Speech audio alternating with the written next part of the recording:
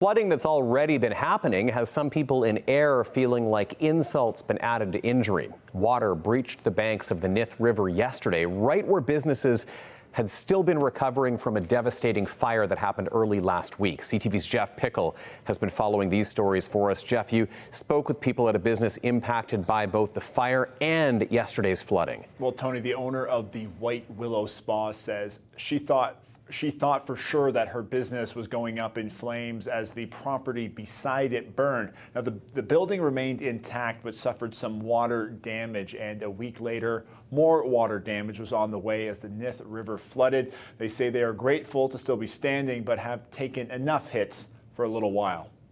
It was just after 9:15 the morning of Monday, March the 2nd.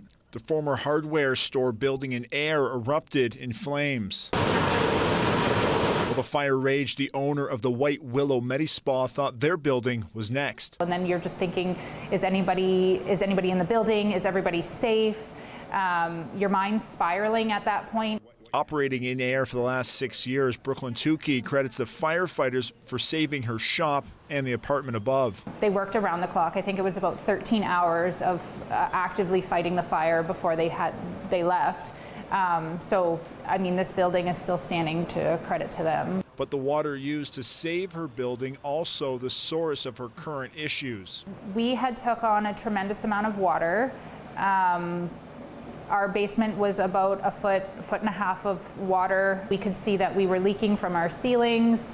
Our whole side wall was full of water, that it had popped off the paneling that we have. Closed since the fire while crews worked to clean up the mess. So most of the water was in and through this area. He says they were hit again this Monday by floodwaters. The basement again was underwater. We are flooded up to the third stair of our back deck.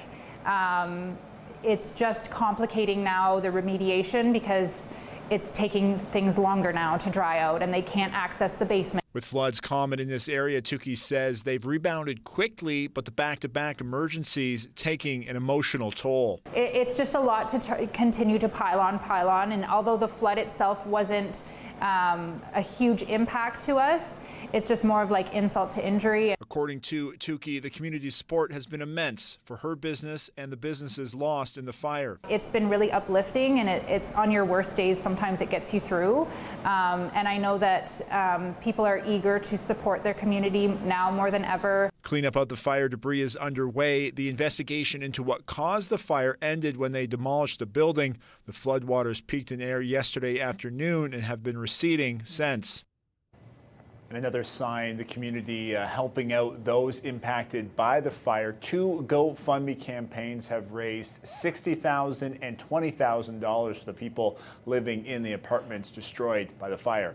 Tony? The community still coming together in the wake of that. Jeff, thank you. CTV's Jeff Pickel with the latest from Ayr.